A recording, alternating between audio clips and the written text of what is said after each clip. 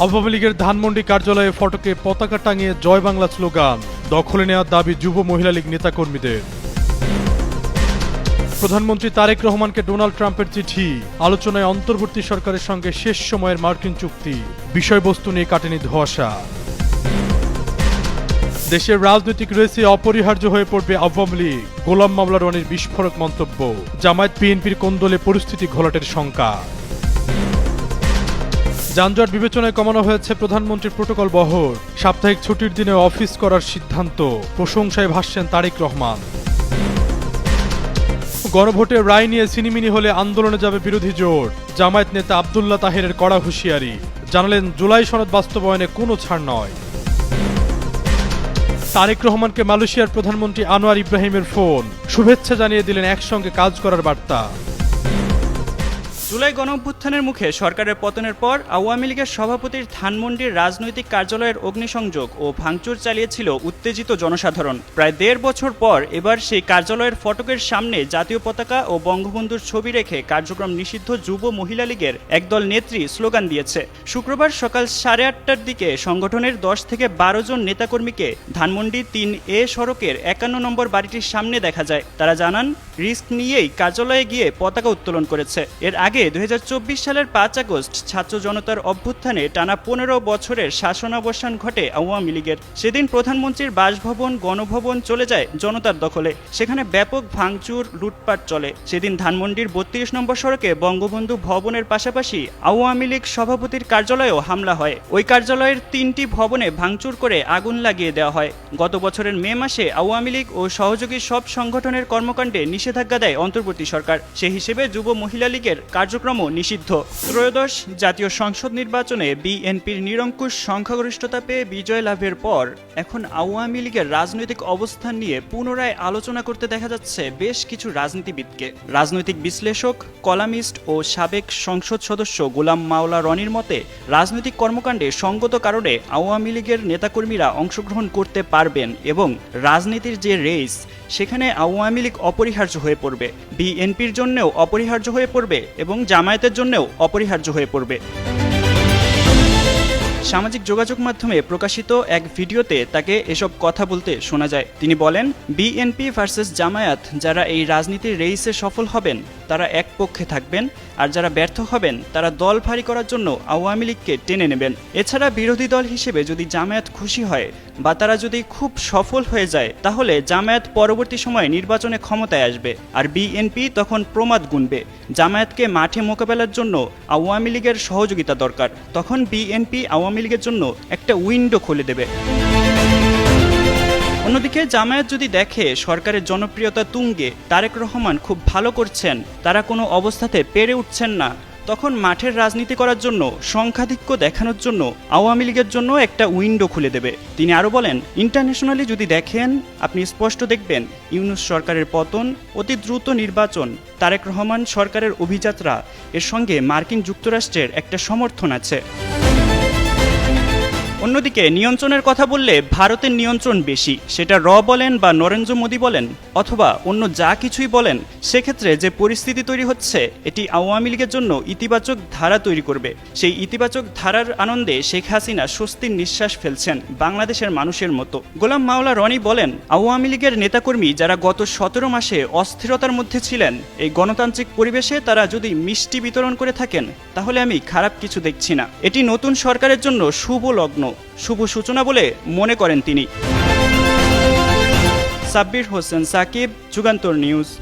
সদ্য সমাপ্ত ত্রয়োদশ জাতীয় সংসদ নির্বাচনে ভূমিধস জয়ের পর দলের চেয়ারম্যান তারেক রহমানকে প্রধানমন্ত্রী করে সরকার গঠন করেছে বিএনপি। সরকার গঠনের পর একাধিক ব্যতিক্রমী সিদ্ধান্ত নিয়েছেন নবনির্বাচিত প্রধানমন্ত্রী তারেক রহমান, যার কারণে তিনি ব্যাপক প্রশংসিত হচ্ছেন।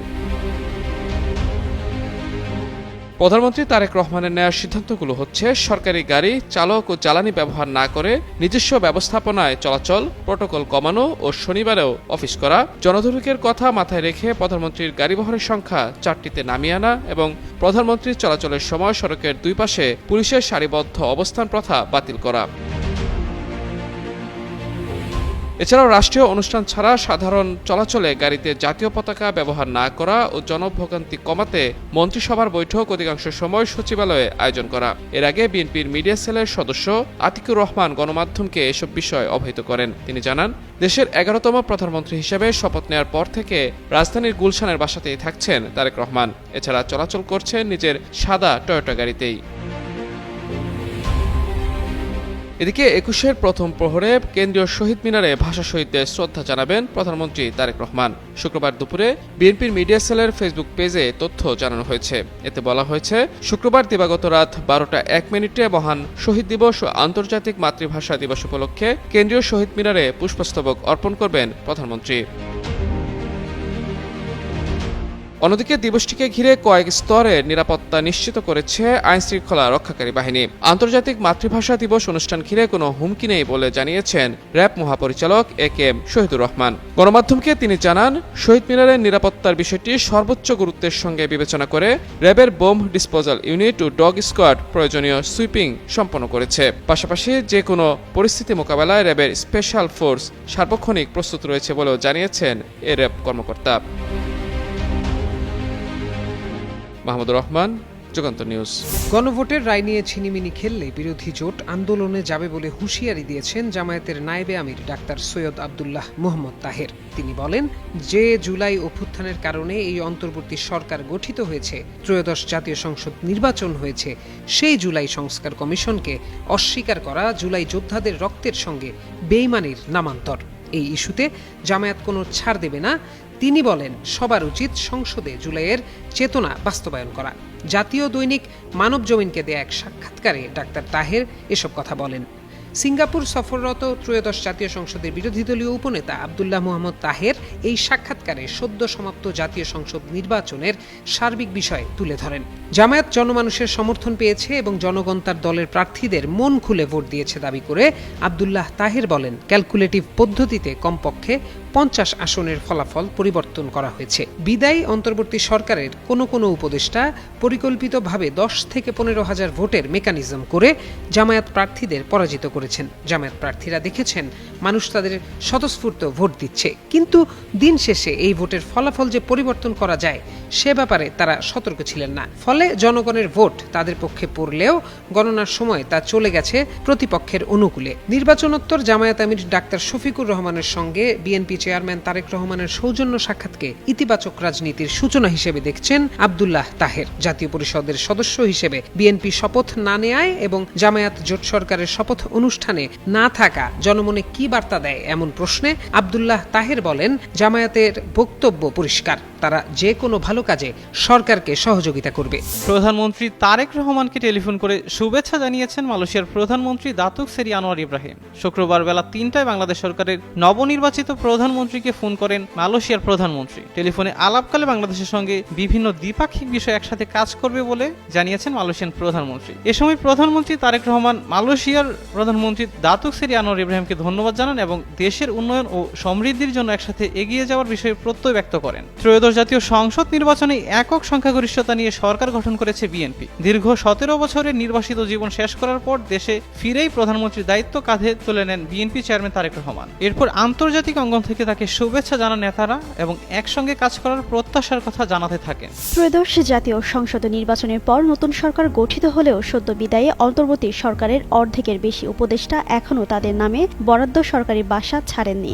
16 জন উপদেষ্টা এবং প্রধান উপদেষ্টা 2 জন বিশেষ সহকারী সহ 18 জন সরকারি বাসা বরাদ্দ নিয়েছিলেন। তাদের মধ্যে 9 জন বাসা ছেড়ে দিলেও বাকি 9 জন এখনও সরকারি বাসায় অবস্থান করছেন, এমনটাই জানা গেছে গণপূর্ত অধিদপ্তরের সিটিজনের তথ্যে। গণপূর্ত অধিদপ্তরের কর্মকর্তারা জানিয়েছেন, যারা এখনও বাসা ছাড়েনি তাদের এরই মধ্যে বিষয়টি জানানো হয়েছে। তবে সংশ্লিষ্টরা আশা করছেন চলতি মাসের মধ্যেই তারা বাসা ছেড়ে দিতে পারেন। বিদায়ী অন্তর্বর্তী সরকারের যেসব উপদেষ্টা এখনও পর্যন্ত বাসা ছাড়েননি তারা হলেন আসিফ নজরুল, CR আবরার, মোহাম্মদ ফাউজুল করিম খান, বিধান রঞ্জন রায় পোদ্দার, মোহাম্মদ তৌহিদ হোসেন, ফারুকি আজম, বীর প্রতীক ও শারমিন এস মুর্শিদ। সংশ্লিষ্ট সূত্রে জানা গেছে, বরাদ্দ পাওয়া এসব বাসার সবকটি উপদেষ্টারা বাসভবনের কাজে ব্যবহার করতেন না। বেশ কয়েকজন উপদেষ্টা বাসাগুলো ব্যক্তিগত অফিস হিসেবে ব্যবহার করতেন। বর্তমানে নতুন মন্ত্রীদের জন্য বাসা বরাদ্দের প্রস্তুতি চলছে। Dhanmondi, Minto road, Hare road, Kakrail ও গুলশান এলাকায় মন্ত্রী, প্রতিমন্ত্রী ও উপমন্ত্রীদের জন্য 40টি বাসা রয়েছে। এর মধ্যে বর্তমানে 10টি বাসা প্রস্তুত আছে এবং বাকিগুলো মেরামত ও রং করার প্রক্রিয়া চলছে। জনগণকে দেয়া প্রতিশ্রুতি বাস্তবায়ন এখন নতুন সরকারের মূল ফোকাস।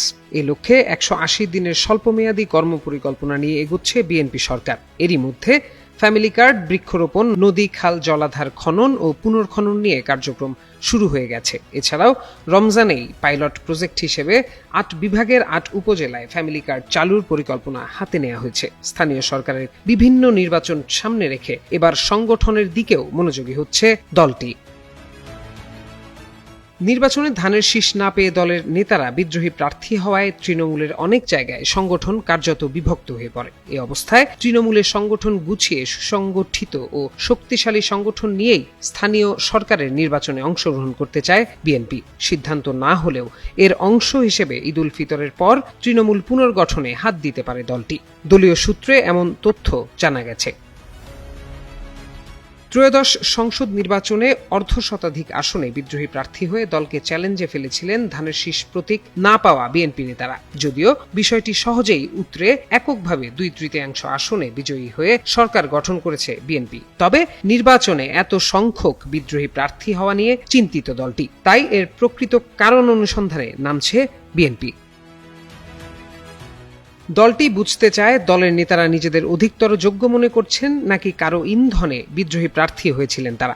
দলটি মনে করছে নির্বাচনে পাশ করার প্রবল সম্ভাবনা ছিল, এরকম বেশ কয়েকজন প্রার্থীও হেরে গেছেন। এদের মধ্যে খুলনা 2 আসনের নজরুল ইসলাম মঞ্জু, রংপুর 6 আসনের সাইফুল ইসলাম, ময়মনসিংহ 1 আসনের সৈয়দ ইমরান সালেহ প্রিন্স অন্যতম। ধানের শীষের এমন প্রার্থীরা কেন হারলেন এর কারণও জানতে চায় দল। তাই এই দুটি বিষয় নিয়ে বিভাগীয় সাংগঠনিক সম্পাদকদের মাধ্যমে শিগগিরই কার্যক্রম শুরু করতে যাচ্ছে বিএনপি। বিএনপির দপ্তর বিভাগ থেকে পাওয়া তথ্য অনুযায়ী দলীয় সিদ্ধান্তের বাইরে গিয়ে যেসব নেতা নির্বাচনে স্বতন্ত্র প্রার্থী হন এমন অন্তত 71 জনকে দল থেকে বহিষ্কার করা হয়। আর দলীয় বা দল সমর্থিত জোট প্রার্থীর বিপক্ষে গিয়ে স্বতন্ত্র বা বিদ্রোহী প্রার্থীর পক্ষে অবস্থান নেয় সারা দেশের বিভিন্ন এলাকায় সহস্রাধিক নেতাকর্মীকে দল থেকে বহিষ্কার করা হয়। বিএনপির সাংগঠনিক কর্মকাণ্ড প্রসঙ্গে দলটির ঢাকা বিভাগীয় সাংগঠনিক সম্পাদক কাজী সাইদুল আলম বাবুল গণমাধ্যমকে জানান, সামনে স্থানীয় সরকারের নির্বাচনগুলো পর্যায়ক্রমে হতে থাকবে। সুতরাং দলকে গুছিয়ে সুসংগঠিত রাখতে কাজ করবে বিএনপি। প্রত্যয় দাস, যুগান্তর নিউজ।